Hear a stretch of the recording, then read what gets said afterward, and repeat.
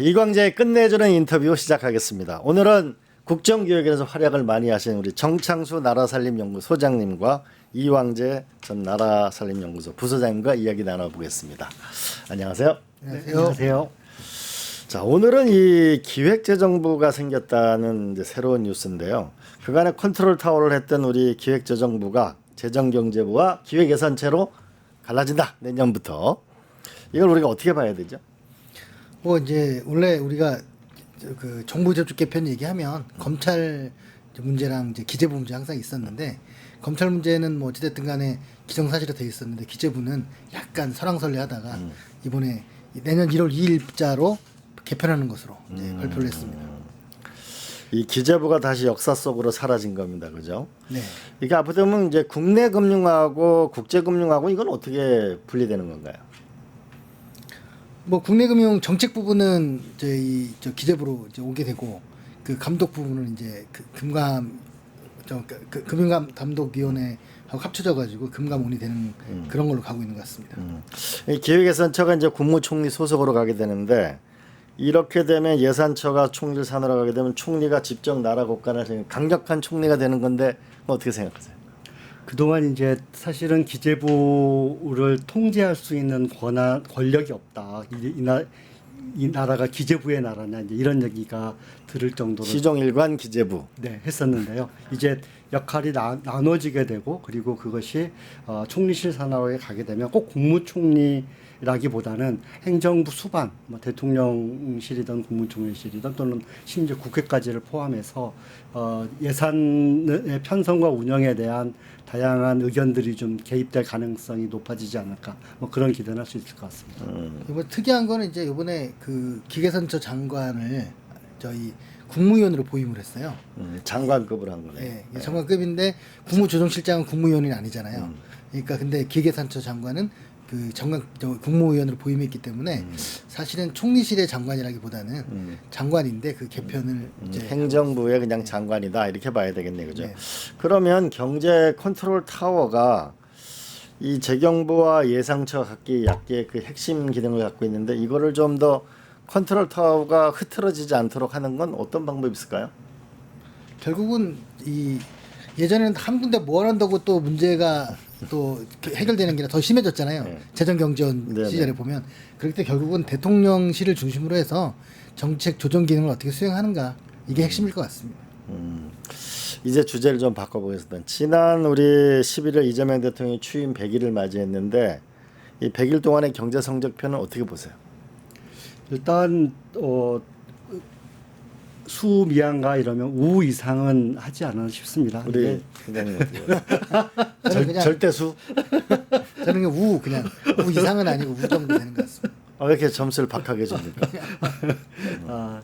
이제 그 사실은 뭐 어려움들이 많이 있었지 않습니까? 뭐 그 임기 취임하자마자 부동산 가격 폭등 문제도 있고 또 미국과의 관세 문제도 있고 여러 가지 어려움 속에서도 뭐 잘 방어한 측면이 있습니다. 이제 하지만 또 이제 국민들이 체감으로 느끼기에 살기가 좀 좋아졌다 또는 앞으로 좀 나아질 것 같다 이런 것들을 그런 믿음을 주기에는 좀 더 시간이 필요하지 않을까 이런 생각이 듭니다. 워낙 낙제 수준이었기 때문에 기저 효과도 상당히 있는 것 같습니다. 정상화만 해도. 정말 윤석열 정권은 최악이었어요, 그죠? 네. 근데 이 취임 100일 기자회견에서 이재명 대통령이 재정 씨앗론, 그러니까 재정에서 우리가 터닝 포인트를 만들려면 불가피한 조치다. 이 재정 씨앗론을 내세는데 여기에 대해서는 어떻게 생각하세요? 그러니까 원래 그 정책이라는 게 원래 적시성이잖아요. 그 정책을 미뤄뒀다 나중에 하는 그런 건 아닌 것처럼 재정 투입도 마찬가지로 미뤄뒀다 나중에 할 수 없습니다. 특히나 저출산 이런 문제가 심각할 때는 저출산을 해결하는 데 씨앗을 뿌려야 되는데 그 지금 나중에 돈이 못 벌릴지 모르니까 그 지금 아끼자 이런 식으로는 되지 않을 것 같고요. 다만 문제는 이제 쓰는 건 문제가 아닌데 잘 쓰는가는 또 이제 하나하나 좀 뜯어볼 필요가 있습니다. 우리 민생지원금 2차가 나가게 되는데 민생지원금 효과는 어떻게 평가하세요? 벌써 지금 1차에 대한 약간 보고서들이 나오고 있는 것 같거든요. 성장률 0.2, 0.3 정도는 했다 하는 거니까 충분히 마중물은 좀 되는 것 같습니다. 그 윤석열 정부 때 사실 제일 그 실책으로 뽑을 수 있는 게 감세 정책입니다. 이것이 법인세 감세라고 하는 것이 세수를 엄청나게 줄이는 효과 내지는 이 문제를 발생시켰고 그런데 이제 세수는 주는데 지출을 유지해야 되는데 빚은 내지 않겠다고 하니까 결국 지출을 줄일 수밖에 없고 줄여든 지출이 경기를 악화시키는 것으로 악순환의 고리를 좀 만들어낸. 맞아요. 그리고 또 법인세를 또 깎아주면 무슨 투자를 할 줄 알았는데 또 실제 투자는 또 안 일어났던 거죠. 많은 분들이 잘 모르시는 게 뭐냐면 그 세수 감소의 비율이 저희 15%였거든요. 근데 IMF 외환위기 때 우리가 3%였어요 세수 감소가. 그리고 금융위기 때 2.6이었거든요. 그러니까 IMF 외환위기에 5배 정도의 재정 충격을 준 겁니다. 아, IMF 때 얼마라고요? 3%. 3%. 2008년 금융위기에는 2.6. 2.6% 세금이 쉽게 얘기하면 줄었는데 이번에 이번에 15% 줄었어요. 윤석열 정권 들어서 세금을 깎아주니까 15%가 줄었다. 근데 IMF 외환위기나 금융위기 때는 전 세계적인 경제 위기잖아요. 근데 이거는 그런 거 없이 그냥 우리가 만든 재정 위기였단 말이에요. 윤석열에 의한 윤석열의 경제 위기네, 그죠? 예. 그래서 그것이 결국 사람들이 좀 잘 느낄 수 없을 수 있지만 지방 재정의 위기로 다가서고 지방 재정의 위기는 지역 경제의 어려움으로 이어지면서 사람들의 구체적인 삶의 현장이 더 어려워지는 이런 문제가 좀 발생했다고 볼 수 있습니다. 자, 좀 본질적인 문제 제기를 좀 해보겠습니다. 정권이 바뀔 때마다 이번이 728조잖아요, 예산이. 네. 정권이 바뀔 때마다 매년 100조씩 늘어가지고 지금 700조가 됐는데 왜 이렇게 국민들은 집하고 교육하고 살기가 점점 어려워진 건 이거 왜 그러죠? 아마도 이제 그 재정을 어디다 쓰는가의 문제겠죠. 그러니까 사실은 세수 구조하고 지출 구조는 조금 다른 상관이 없다고까지는 아니지만 좀 다른 것 같습니다. 돈을 어디다 쓰느냐, 정부 지출 추이가 그게 중요하다. 예, 그래서 이번에도 제가 잠깐 출연했던 나라 재정 절감 간담회 같은 경우에도 그 작더라도 그런 부분들을 없애는 게 노력이 필요한 것 같습니다. 잘못 쓰여지는 게. 그 지금까지 재정 예산을 편성하고 쓰는 것이 작년에 썼던 것의 몇 퍼센트를 늘릴 거냐라고 하는 거지 새롭게 어디에 투입하고 새롭게 그 기존의 걸 무엇을 줄일 거냐라고 하는 논의가 상당히 부족했던 게 사실입니다. 계단식 점징주의라고 그러잖아요. 네, 그렇습니다. 작년에 10원 썼으면 올해 그 물가 상승이라고 인플레이를 더해서 뭐냐면 12원.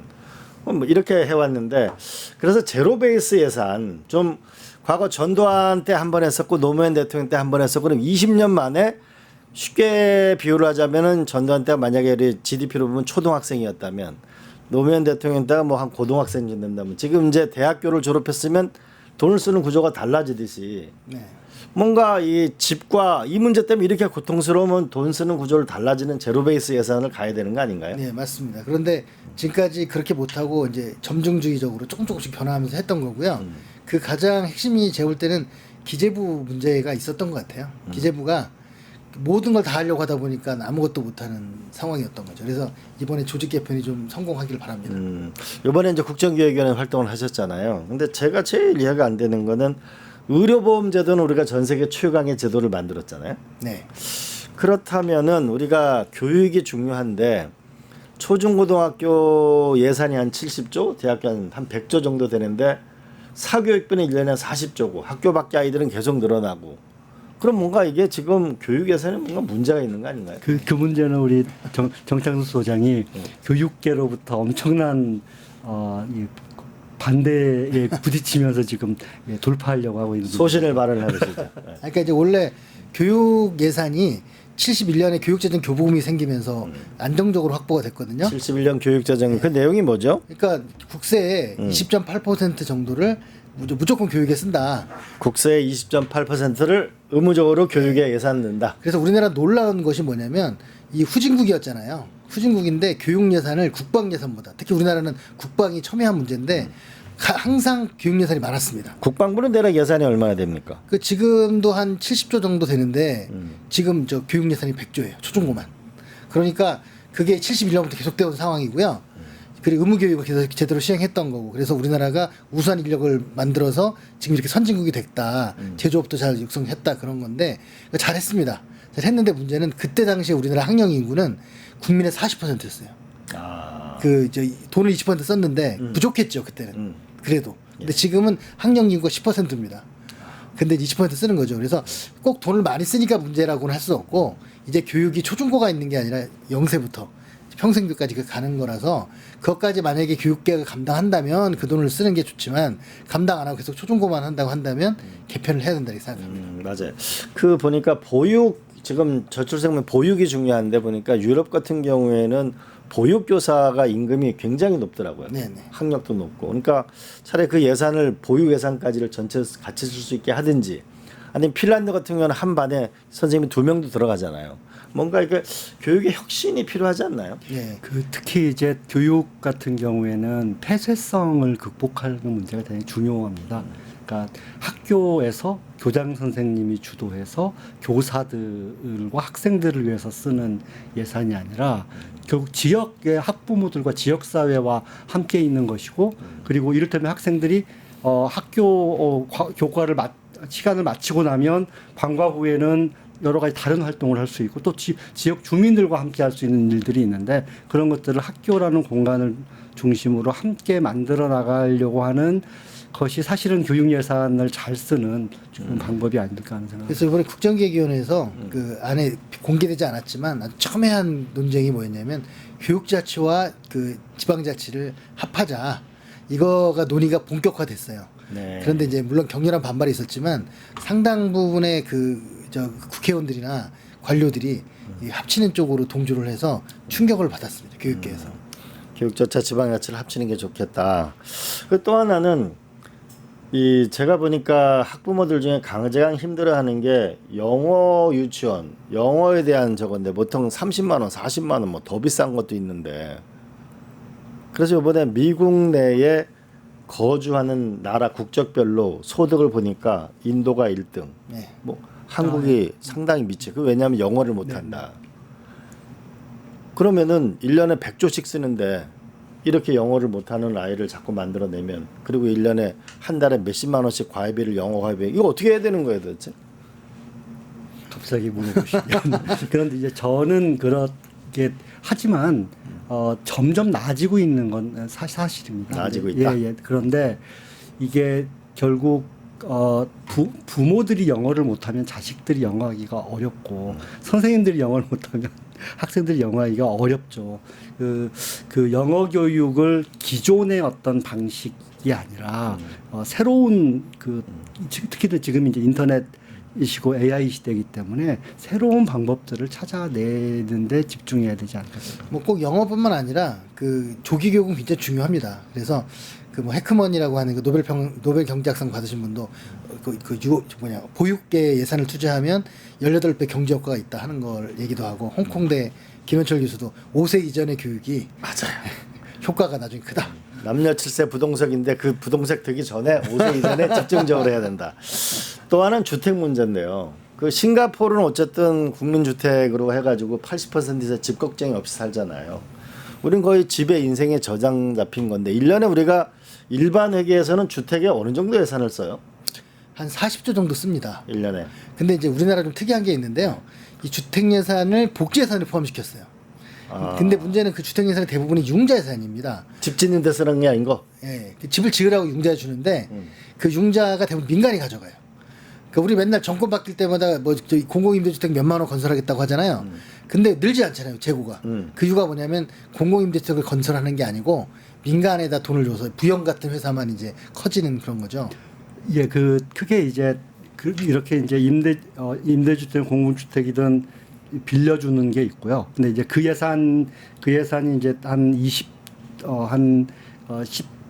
임대주택 융자 사업이 한 14조 정도 되고 임대주택 융자 14조. 예. 그리고 실제로 공공주택 건설하는 데 한 22조 정도 쓰거든요. 근데 이제 그거보다 좀 더 큰 게 뭐냐면 전세자금 대출해 주는 겁니다. 예, 그 주택 구입할 때 자금을 융자하는 때 이제 이자를 대주거나 하는 건데요. 이게 2020년에 한 19조 정도 됐던 게 24년에 55조까지 늘어납니다. 전세자금 대출이. 네. 그러니까 허그에서. 네, 이게 이제 결국은 집값을 올리는 어떤 이제 효과가 나타나고 있었던 거죠. 이 주택 부분에서 이번에 이재명 대통령이 토주택공사가 더 이상 땅을 팔지 않겠다. 그리고 대대적으로 토주택공사를 통해서 주택 공급을 하겠다고 그랬는데 그러려면 이 주택 예산을 본격적으로 국가가 그 집을 짓는데 예산을 투입해야 되는 거 아닌가요? 지금은 주택 관련한 예산이 주로 주택도시기금에서 이제 나온 주택도시기금은 뭐냐면 저희가 청약저축이라고 들면 이 국민들이 이제 통장에 넣은 돈을 운용하는 건데요. 그게 내년 규모가 한 108조 정도 됩니다.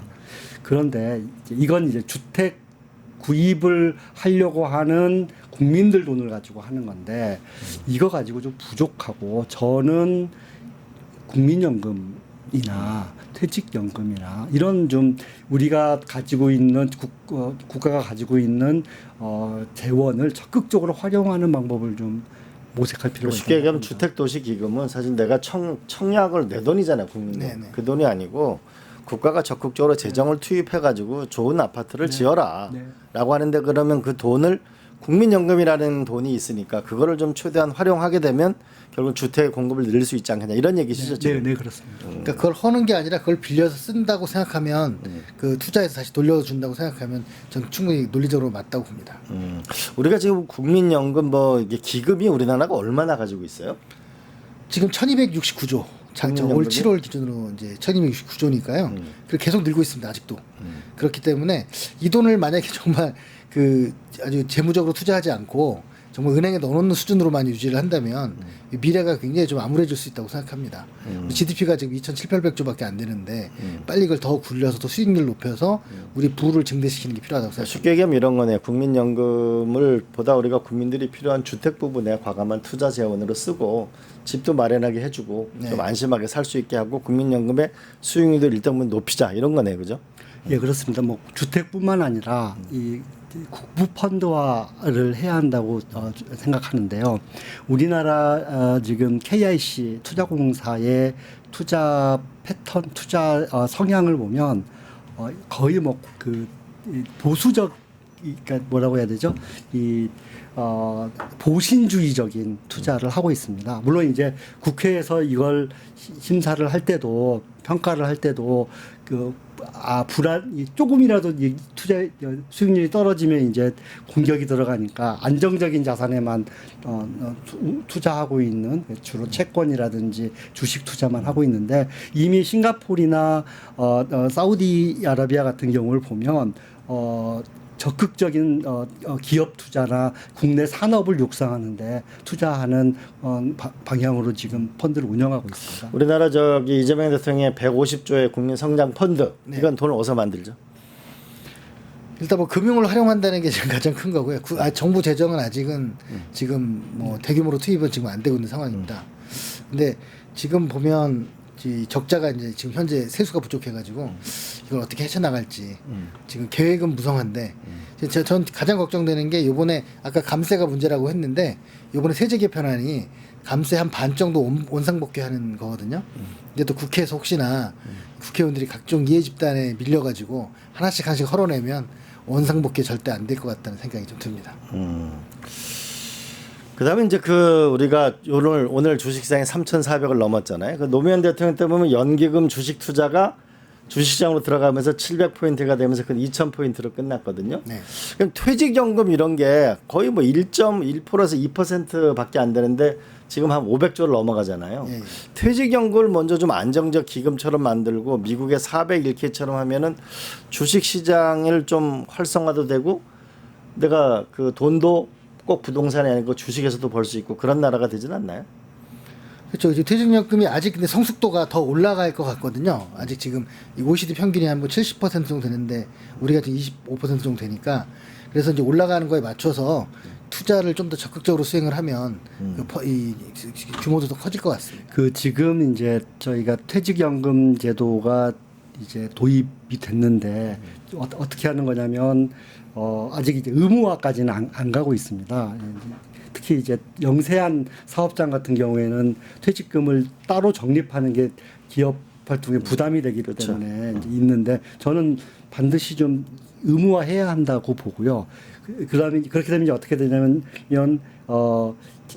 퇴직금 일부를 계속 이제 쌓아놓는 거죠. 그랬다가 이제 퇴직하게 되면 그걸 두 가지 옵션이 있지 않습니까? 한꺼번에 찾아서 이제 치킨집을 차리든지 아니면 연금으로 놓고 매년 이제 조금씩 받든지 하는 건데 사실은 치킨집 차리는 순간 망한다고 하는 게 저희뿐만 아니라 전 세계적으로도 다 일시금으로 줄면 노후가 좀 어려워진다. 오히려. 그러니까 재밌는 얘기 중 제 개인 경험을 말씀드리면 저희 아버님 군 출신인데 그때 군인들이 퇴직할 때 그 아까 얘기한 두 가지 옵션에 대해서 당시에는 한 30년 전에는 다 현금으로 받아갔어요. 그분들 다 망했습니다. 근데 달마다 받는 연금으로 받으신 분들은 매우 편안한 노후를 보내고 계시죠. 네, 그렇게 되면 이제 퇴직연금 자체 규모가 기하급수적으로 이제 커질 수 점점 있는 커지고 거죠. 그랬어요. 그래서 이번 국정기획을 해서 퇴직연금을 기금으로 하겠다 이런 얘기했어요. 또 하나는 농촌인데요. 농림부 식품 예산이 대략 한 20조 원 가까이 되는데 제가 네덜란드 가보고 느낀 건데 네덜란드는 한 8만 농가가 130조 원을 수출하거든요. 근데 우리는 100만 농가가 13조 원을 수출하거든요. 근데 1년에 20조 가량을 쓰는데 계속 농촌은 이제 연세 드신 분만 계시고 점점 더 힘들어지는데 이게 뭐가 문제가 있는 거죠? 그러니까 20조 가량 쓰는데, 그러니까 이제 아까 그 네덜란드 같은 경우에는 굉장히 유명한 가공이나 특수작물이 많이 있기 때문에 그러는 건데요. 우리나라는 그게 아니라 계속 영세농 중심에 이제 이런 걸 하고 또 특히나 이제 제가 다른 나라랑 비교하는 자료를 보니까 보조금이 중심이에요. 그러니까 이제 뭔가 이 정책적으로 산업을 육성하고 이런 게 아니고 그래서 좀 연세가 드신 분들은 좀 복지로 좀 개념을 바꾸고 그 좀 제대로 산업농을 유지하는 사람들한테 투자하는 게 좀 필요하다고 생각합니다. 저희가 이제 그러니까 농사를 짓는 분들, 그러니까 농토를 소유하고 농사를 짓는 분들에 대한 지원을 하고 있는데 그분들의 아까 교수님 말씀하셨지만 이제 연세도 늘어나고 또는 변화에 적극적으로 적응하려고 하는 노력이 부족하기 때문에 기존의 작물을 계속해서 재배하고 계속 그것을 유지하려고 하는데 많은 자금이 좀 들어가고 있는 실정입니다. 그래서 이분들을 가능하면 가능 은퇴시키고 그 농지를 새로운 경영자들이 들어가서 경영할 수 있도록 하는 제도적인 어떤 장치를 마련하는 게 핵심적인 우리가 1년에 농업 보조금은 얼마나 들어가요? 그 직불금만 한 7조 정도 들어가고요. 직불금 7조 원. 그리고 그러면 전 국민을 쌀을 전부 5천만을 그냥 나눠주면 얼마가 들어가요? 뭐 저기 지금 쌀 한 가마에 지금 한 지금 25만 원, 20kg에 25만 원 정도 되니까요. 그 얼마죠? 5조 10조 정도 이제 들어가는 것 같습니다. 쌀 직불금 7조 정도 들어간다. 직불금이. 그러니까 이제 이 벼농사가 기계화가 98% 정도 되다 보니까 기계화만 하는 거죠. 어쨌든 농촌에 좀 큰 변화가 복지 농촌하고 생산 농업 이걸로 좀 바꿔야 된다 이런 말씀이네요, 그죠? 그다음에 산업은행이 이제 우리가 HMM 이거를 가지고 있는데 대략 한 7조 8조 정도 가치게 되나 이걸 이제 민간에게 팔게 되는데 이걸 포스코 즉 화주 그러니까 화물을 대는 이 포스코가 인수한다고 해서 지금 뉴스가 뜨거워지는데 우리가 이게 산업은행이 한다는 결국 이제 국민의 돈이 많이 들어간 거잖아요. 이런 건 어떻게 봐야 되죠? 포스코도 국민의 돈이 많이 들어간 거 아닙니까? 뭐 포스코라고 그러니까 이제 저는 국가가 어떤 기간 산업을 주도권을 가지고 그것들을 유지하는 게 문제라고 생각하지 않습니다. 거기서 수익을 발생시켜서 국민들을 위해 쓸 수 있으면 좋은 거죠. 다만 이게 이제 관료화되고 경영진 자체가 낙하산으로 들어가고 하는 것이 문제인 것이고 여기에 일정한 독립성과 전문성을 부여하면 얼마든지 저는 공공적인 이익을 낼 수 있는 국영기업으로 성장할 수 있을 거라고 기대하는데요. 예, 그렇습니다. 저는 오늘 토론에서 이랬어요. HMM을 결국 한 6조 원 정도 되는 거를 화주도 들어가고 포스코 현대자동차도 들어가고 우리가 하나오션이나 선박회사도 들어가서 세계적인 회사를 만들어서 싱가포르처럼 전 세계를 경영할 수 있는 회사로 만들어야 되는 거 아니냐. 그리고 불경의 상공회의소나 이런 데도 좀 투자 지분을 줘서 이 소위 새로운 북극 항로에 대응할 수 있는 이게 우리 동네 회사다 이럴 필요가 있지 않냐라는 싶은 생각이 들더라고요. 그것도 좋은 생각이고요. 저는 이제 우리가 산업은행이 좀 산업은행 포함해서 정부가 조금은 장기적인 계획을 가져야 될 것 같습니다. 만약에 조선업을 10년 전에 안 좋을 때, 그래 이제 이 시대가 갔어 하고 포기했으면 지금 어찌게 했을까 생각이 들고, 이 해운도 사실은 그때 한진해운 무리하게 막 그 매각하고 이러면서 문제가 지금 그렇죠. 부족하잖아요. 결정적인 국가를 아마 이번에 석유화학도 아마 어떻게 하는가에 따라서 미래가 큰 차이가 있을 것 같습니다. 소장님 지금 그럼 우리가 이제 한 집안으로 보면 포트폴리오를 만들잖아요. 내가 돈이 얼마 갖고 있냐, 얼마 빌릴 수 있냐 이런 게 있잖아요. 그럼 국가로 보면 자 1년에 700조 원 정도 예산이 있다, 그죠? 네. 두 번째로는 국민연금하고 각종 기금을 하면 얼마쯤 되나요? 국민연금이 1200조니까요. 다른 기금까지 다 하면 한 2천조 정도? 2천조.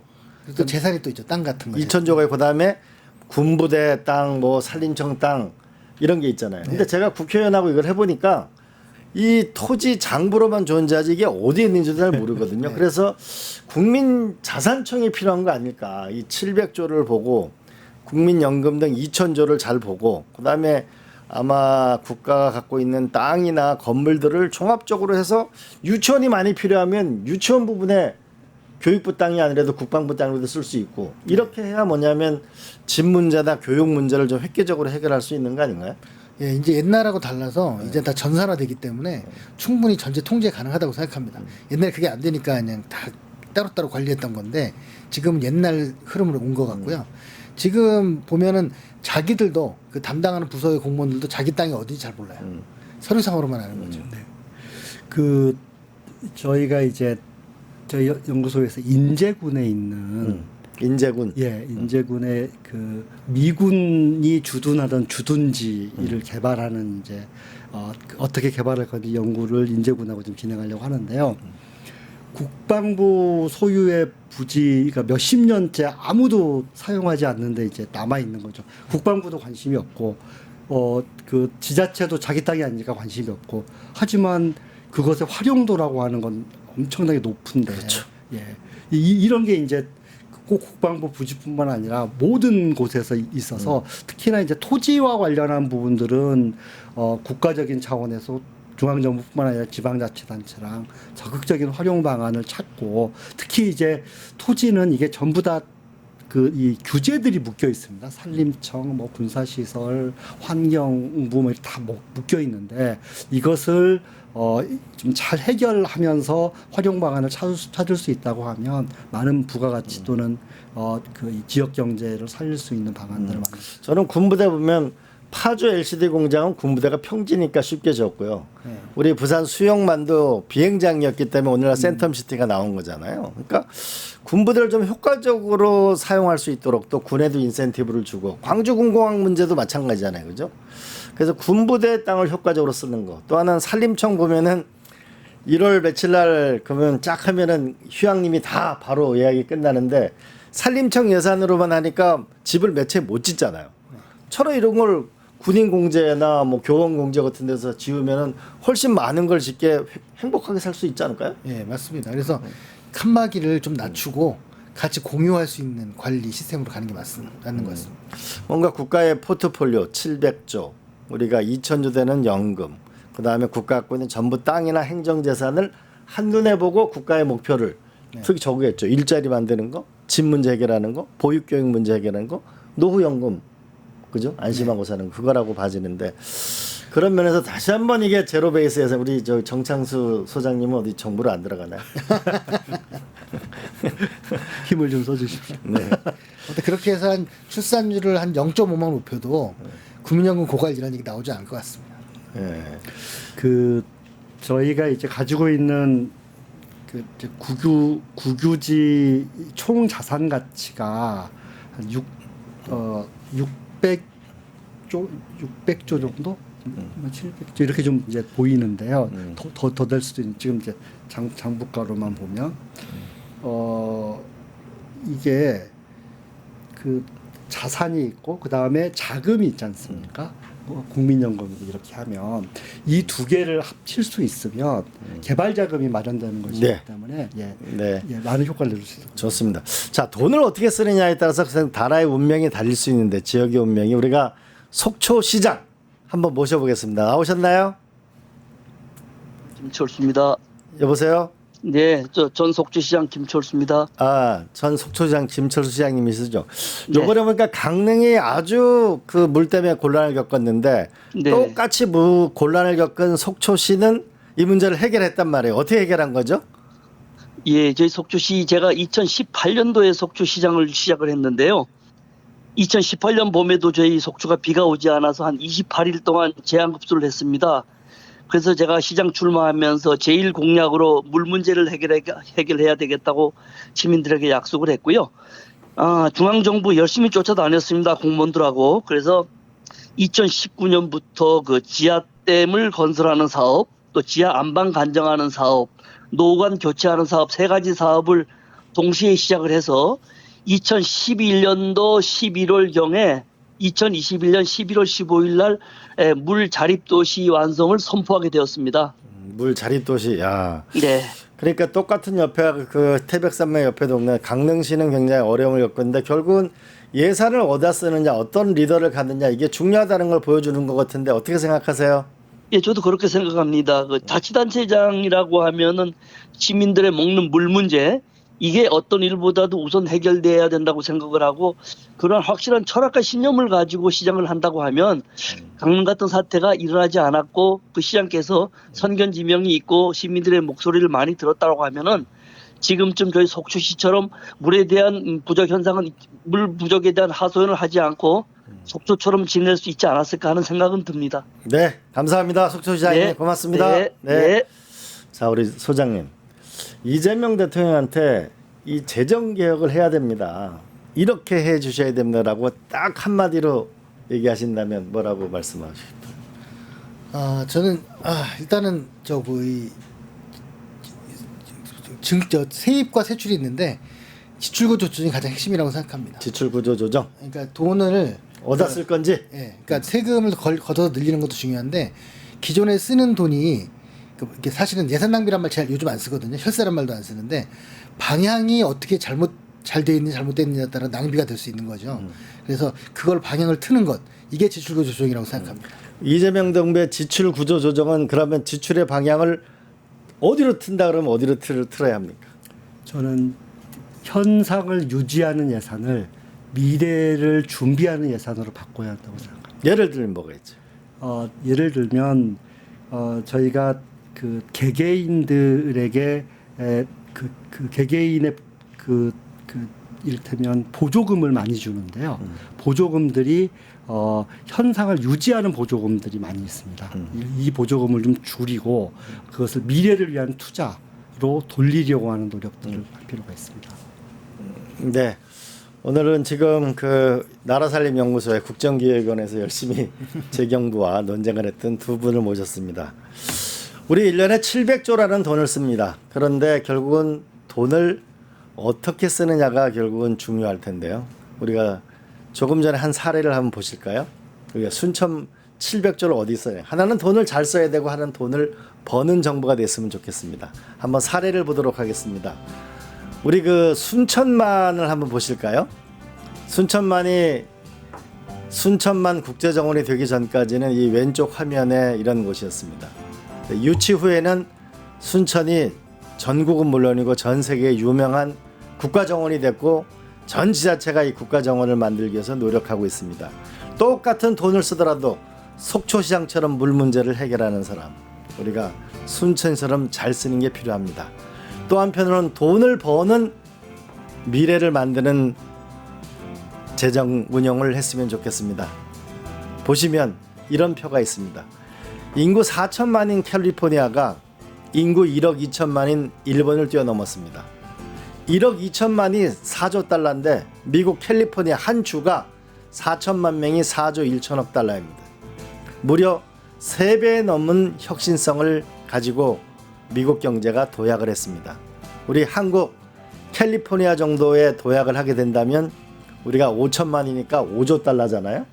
아마 그렇게 되면은 엄청난 국민들이 행복을 누릴 수 있을 거라고 생각하고 이때 이 돈의 흐름이 일자리, 집, 보육, 교육, 의료 그리고 노후연금 쪽으로 흘러들어갈 수 있었으면 정말 좋겠습니다. 이재명 정부에서 돈의 흐름을 새롭게 만들어서 국민 행복국가, 국민 주권국가로 나아갔으면 좋겠습니다. 우리 두 분 수고해 주셨습니다. 고맙습니다. 네, 고맙습니다. 유튜브 구독하고 실시간 채팅과 댓글을 남기시면 매일매일 7천 TTCO를 드립니다. 참여 방법은 통통물 어플을 다운로드하고 회원가입과 로그인을 해주세요. 마이페이지에서 나의 회원 고유 번호를 복사해주세요. 유튜브 구독 후 실시간 채팅이나 댓글창에 고유 번호를 한 번만 입력하면 준비 끝! 지금 유튜브 채팅과 댓글 쓰기 참여하고 실천 TTCO 받아가세요.